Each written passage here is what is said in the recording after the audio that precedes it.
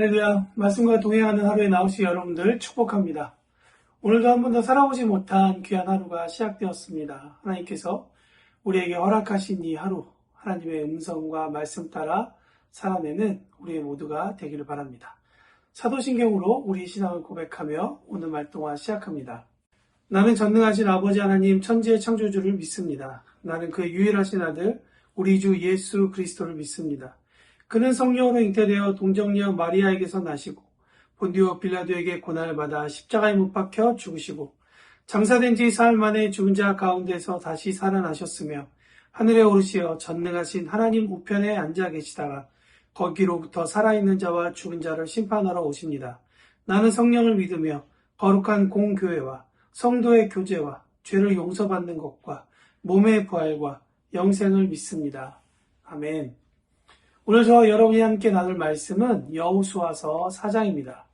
여호수아서 4장은 하나님께서 약속하시고 명령하신 땅, 가나안 땅에 들어가기 위해 드디어 이스라엘은 요단강을 도하게 됩니다. 추수할 때가 되면 꽤 범람하는 그리고 깊어지는 요단강. 여호수아 3장에 보면 이스라엘은 언약궤를 선두로 물이 범람하는 시즌에 도하를 시작합니다. 그리고 요단강 마른 땅을 밟아 지나갔다고 성경은 기록하고 있습니다. 광야에서 태어난 이스라엘의 광야 세대는 40년 전에 홍해를 지나온 사건을 아마 그들은 아버지로부터 이야기를 들었을 것입니다. 홍해 도하 이후에 이스라엘의 세대들을 보면 큰 기적을 보고도 바로 의식주 문제 때문에 하나님을 원망하는 그런 사건이 있었죠.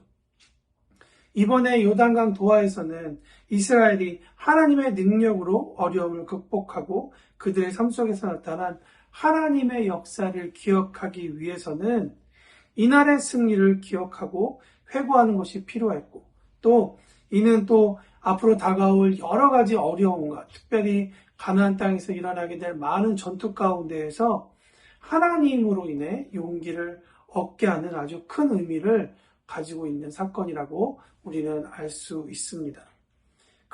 그렇기 때문에 하나님께서 이 일을 기억하기 위해 이스라엘에게 시키신 일이 있습니다. 첫 번째는 무엇이냐면 각 지파별로 한 사람씩 여호와의 궤 앞으로 지나가서 요단 가운데로 들어가 돌 한 개씩을 가져다가 어깨에 메고 가져오라는 것입니다. 두 번째 사건은 첫 번째 그 12돌을 이스라엘이 거하는 요단강을 지나서 길갈이라는 곳에 이르게 될 텐데 그곳에 12돌을 쌓아라. 그 다음에 다시 요단강으로 돌아가서 이제는 언약궤를 맨 제사장들 앞에 서 있는 요단 한가운데에 다른 12돌을 세워라. 하는 것이 하나님께서 이스라엘에게 시키신 일입니다.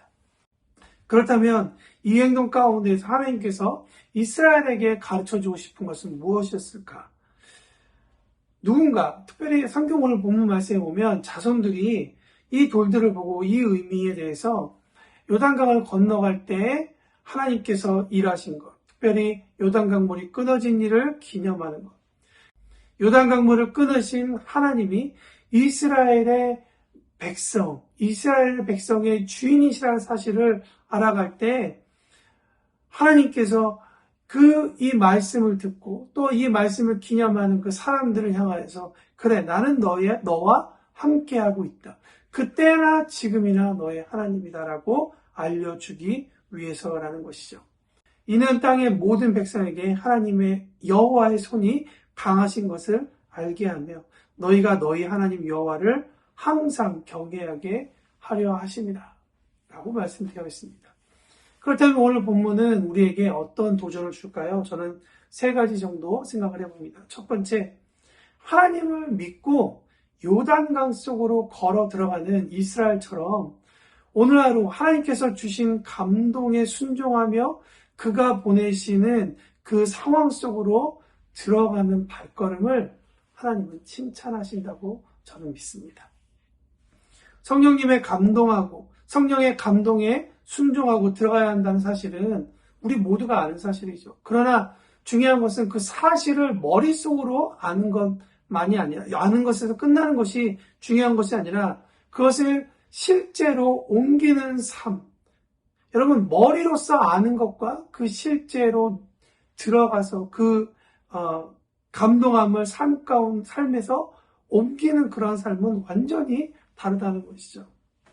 요단강을 건너가야 한다는 사실을 이스라엘은 다 알았지만 요단강 속으로 만약에 들어가지 않았다면, 그래서 요단강 가운데에서 하나님께서 요단강을 끊으시고 젖었던 땅이 아니라 마른 땅 위로 걸어가게 하시는 그 하나님의 위대하심을 머리로서는 알지만 그러나 가슴으로서는 알 방법이 없다는 것이죠. 여러분, 신앙생활 가운데서 제일 중요한 것은 무엇이겠습니까? 덜 중요한 거를 하나 둘 지우면 아마 딱 하나 남을 것 같습니다. 그것은 하나님을 경험하는 것이겠죠. 레이 프리차드라는 목사님이 계십니다. 한 거의 20년 전에 쓰신 책인데요.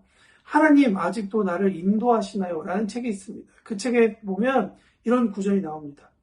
하나님의 음성을 듣는 것은 우리의 노력하에 달려있는 것이 아니다. 문제는 당신이 하나님을 따를 준비가 되어 있느냐다. 하나님의 뜻은 관계이지 결정 자체가 아니다. 누구와 결혼하고 어떤 직업을 가지고 선교에 헌신을 해야 한다든지 하는 그런 결정하는 것에 관련된 것이 아니다.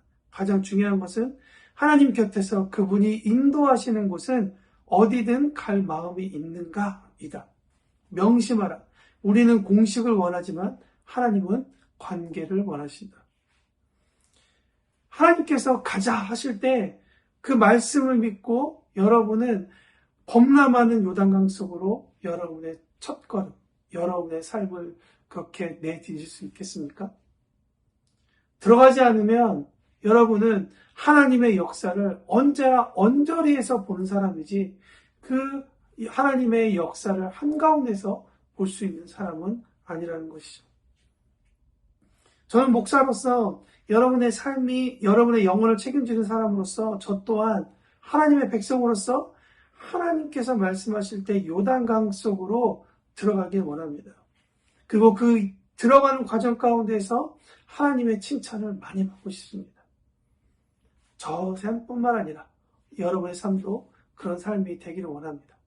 두 번째, 요단강으로 들어갈 때 하나님께서 주시는 순서가 있다는 것을 여러분 꼭 기억하십시오. 첫 번째는 말씀을 듣는 일이에요. 요단강으로 가라는 말씀이겠죠. 두 번째는 언약궤를 맨 제사장들이 가야 되는 것입니다. 내가 먼저 가는 것이 아니라 하나님께서 주신 방법이 있다는 것이죠. 셋째는 하나님의 말씀을 담은 여호수아의 명령을 따라 요단강 속으로 그때 들어가는 것입니다. 여러분, 재밌는 포인트가 하나 있습니다. 무엇이냐면 먼저 언약궤를 맨 제사장들이 요단강 가운데 들어가고요. 그리고 그들은 거기서 지나가는 것이 아니라 요단강 한가운데에서 기다리고 서 있습니다. 그리고 오늘 말씀 전체를 읽어보면 마지막에 모든 백성들이 지나가고 난 다음에 그리고 12돌을 메고 나오는 마지막 사람이 나오고 난 다음에 그 다음에 이 제사장들은 그곳에서 나오게 됩니다. 여러분, 이것은 무엇을 뜻할까요? 저는 이 사건을 보면서 한 가지 그림이 떠올랐습니다. 그것은 무엇이냐면 자녀들을 데리고 횡단보도를 지나가는 부모의 마음입니다. 먼저 부모가 횡단보도 위에 올라가죠. 그리고 안전을 확인한 다음에 자녀들을 함께 동행합니다. 그리고 자녀들을 먼저 다 횡단보도 마지막에 지나고 난 다음에 부모가 마지막에 올라옵니다. 여러분, 저는 이것이 하나님께서 우리 모든 부모에게 주신 하나님의 마음이라고 생각합니다. 하나님은 오히려 위험 속으로 우리를 내보내고 그냥 두시는 분이 아니라, 그렇게 우리의 믿음을 시험하시는 분이 아니라 먼저 그곳에 가 계신다는 것이죠. 그리고 그곳에서 끝까지 계시다가 우리가 다 지나고 난 다음에 하나님도 함께 올라오시는 것입니다. 그럼 여러분, 우리가 요단강으로 들어가는 사건에 대해서 걱정하지 마십시오. 감동을 주시는 대로 함께 나아가기를 원합니다. 감동을 주실 때까지 함께 기다리기를 원합니다. 내가 이해하지 못하고 있으면 하나님은 이해하라고 여러 가지 루트를 통해 말씀하실 것입니다. 말 못하는 나귀를 통해서 하나님은 당신의 뜻을 전하시는 하나님이라고 우리는 배우지 않았습니까? 우리가 담대하게 요단강으로 들어간 하나님께서 준비하시는 그 계획 가운데 기쁘게 들어가길 원합니다. 세 번째, 돌 12개, 이 두 번의 작업입니다. 하나님은 이 과정을 이해하도록 백성에게 12돌을 가져오게 했습니다. 요단강 물 속에서 어깨에 짊어야 할 크기와 무게의 돌은 아마 그냥 조그만 것이 아니라 큰 사이즈였을 것입니다. 12지파, 각 지파별로 하나씩 가져오라. 아시다시피 물 바깥에 있는 돌과 평지에 있는 돌은 너무나도 다릅니다. 물 속에 있는 돌은 오랜 시간 동안 물에 깎였기 때문에 부드럽죠. 그리고 물을 계속 빨아먹고 있기 때문에 그 돌은 생김새와 그 색깔이 너무나도 다릅니다. 12돌을 쌓아놓은 그 길갈의 어느 지역을 누군가가 걸어가다가 저게 뭐지? 라고 물어본다면 아마 그곳에서 그 이야기를 들려주지 않았을까 생각이 듭니다. 그냥 재밌는 이야기가 아니라 하나님은 이런 분이셔 라고 이야기할 수가 있겠죠. 24절의 말씀 보니까 땅의 모든 백성에게 여호와의 손이 강하게 하신 것을 알게 하며 너희가 너희 하나님 여호와를 항상 경외하게 하려 합니다. 이런 내용이 있었을 것입니다. 근데 왜 물 바깥에 길갓에서만 그 12돌을 두게 하지 않으시고 물 안에도 두라 하셨을까? 유대인의 숫자에는 여러 가지 의미가 있다고 하죠. 숫자 2는 분리, 짝, 결합, 조화, 사랑, 그리고 증인이라는 의미를 가지고 있습니다. 길갈의 스토리를 누군가가 듣고 야, 참 재미있는 이야기구나. 야, 근데 그런 이야기를 누가 지어냈겠지, 누가 믿어 라고 이야기한다면 아마 그 사람은 이렇게 이야기할 것입니다. 그래, 여기에 쌓여있는 12돌이 저기 요단강 안쪽에도 있어.